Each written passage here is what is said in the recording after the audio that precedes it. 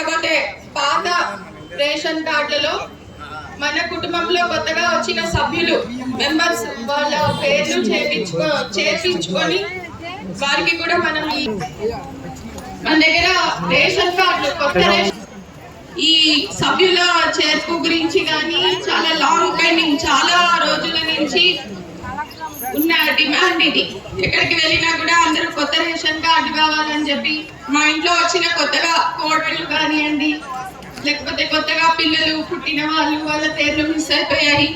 ఇట్లాంటివి చాలా ప్రజాపాలన అనే కార్యక్రమాన్ని మొదలుపెట్టి ఈ గ్రామ సభలు కూడా నిర్వహించి రేషన్ కార్డుల కోసం అప్లికేషన్లు కూడా తీసుకోవడం జరిగింది. అదేవిధంగా మనకి మీ సేవ ద్వారా కూడా ఈ రేషన్ కార్డులో పేర్లు తీసేయడం లేకపోతే పేర్లు చేర్పించడం వంటివి కూడా మీ సేవా కేంద్రాల ద్వారా కూడా చేయడం జరిగింది. ఇవి అన్ని అయిన తర్వాత వీటి వెరిఫికేషన్ అయిన తర్వాత ఇప్పుడు అర్హులందరికీ కూడా మనం కొత్త రేషన్ కార్డులు ఇస్తున్నాం. అదేవిధంగా ఉన్న రేషన్ కార్డులలో సభ్యులని కూడా చేర్చడం అనేది జరిగింది. మన జిల్లా చూస్తే ఒక 13,000 కొత్త రేషన్ కార్డు మనం మంజూరు చేసుకోవడం జరిగింది. అదేవిధంగా దాదాపు 1,00,000 పైన రేషన్ కార్డులలో చేర్చడం జరిగింది. ఈ లాస్ట్ 6 నెలల కాలంలోనే ఈ దరఖాస్తులు తీసుకోవడం కొత్త సభ్యుల్ని చేర్చడం అనేది చేస్తాం. ముఖ్యంగా మన దేవరకద్ర మండలానికే వస్తే మనకి కొత్తగా రేషన్ కార్డులు ఒక 105 రేషన్ కార్డులు ఇవ్వడం జరిగింది. ఒక 2,000 మందికి పైగా పేర్లు చేర్చడం జరిగింది. సో చాలా పెద్ద ఎత్తున ఈ కార్యక్రమాన్ని చేస్తున్నాము.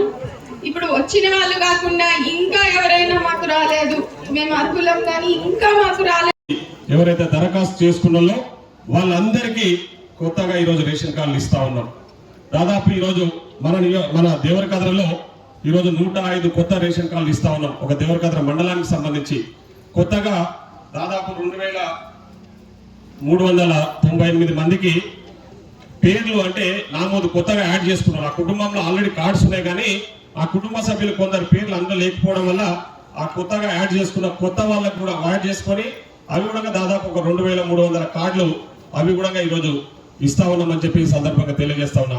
రేషన్ కార్డు లేకపోవడం వల్ల మీకు సంక్షేమ పథకాలు అందాల్సిన సంక్షేమ పథకాలు ప్రభుత్వ పరంగా ముఖ్యంగా ఈరోజు రేషన్ షాపుల ద్వారా మనం ఇస్తున్న సన్న బియ్యం కార్యక్రమానికి అర్హత లేకపోవడం, అదేవిధంగా ఆరోగ్యశ్రీ పథకం కూడా మీకు వర్తించకపోవడం, మీరందరూ కూడా ఇబ్బందులు పడ్డ విషయం ఈ సందర్భంగా గుర్తు చేస్తా ఉన్నాం. కానీ మీ ఇబ్బందులను దృష్టిలో ఉంచుకొని ఈరోజు మీకు ఎలాంటి సమస్యలు లేకుండా ఒక రూపాయి ఖర్చు లేకుండా మీరు పెట్టుకున్న దరఖాస్తు ఏదైతే ఉందో ప్రజాపాలన మీ వద్దకే ప్రజలు ఆ రోజు అధికారులు వచ్చి మీతో దరఖాస్తులు తీసుకొని ఈరోజు ప్రజాపాలన దరఖాస్తు పెట్టుకున్న వాళ్ళందరికీ, అదేవిధంగా మీ సేవలు అప్లై చేసుకున్న వాళ్ళందరికీ ఈరోజు రేషన్ కార్డులు ఇస్తా ఉన్నామని చెప్పి ఈ సందర్భంగా గుర్తు చేస్తా ఉన్నా.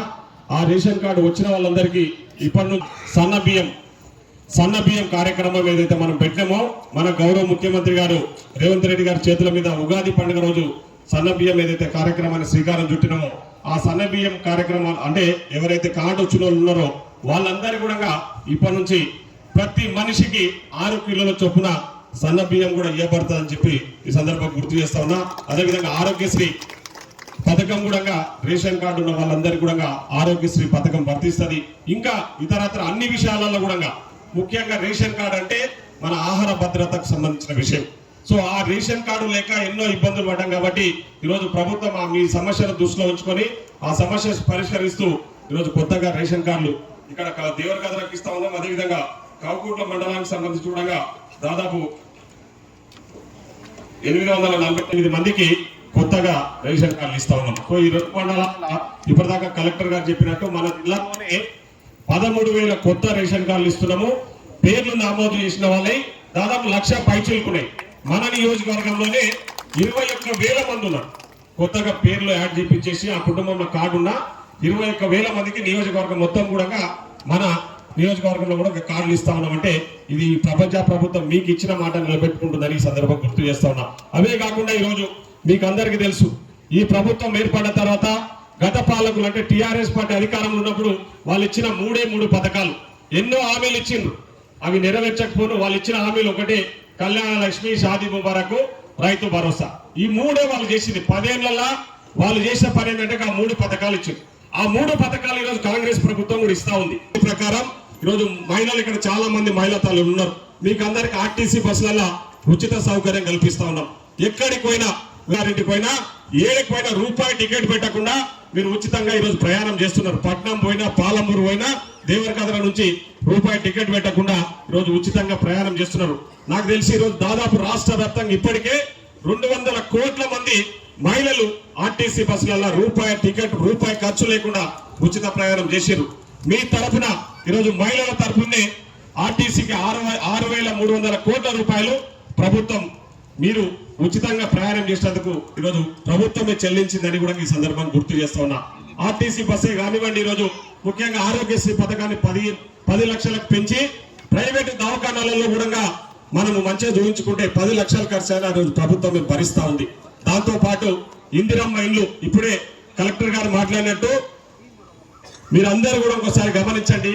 టిఆర్ఎస్ పార్టీ అధికారంలో వచ్చిన ఈ 18 నెలల కాలంలోనే దాదాపు ఎన్ని ఇచ్చాం సార్ ఇక్కడ ఈ మండలంలో? దాదాపు 76 ఇల్లు ఇచ్చినాం. అట్లా మొత్తం దాదాపు 400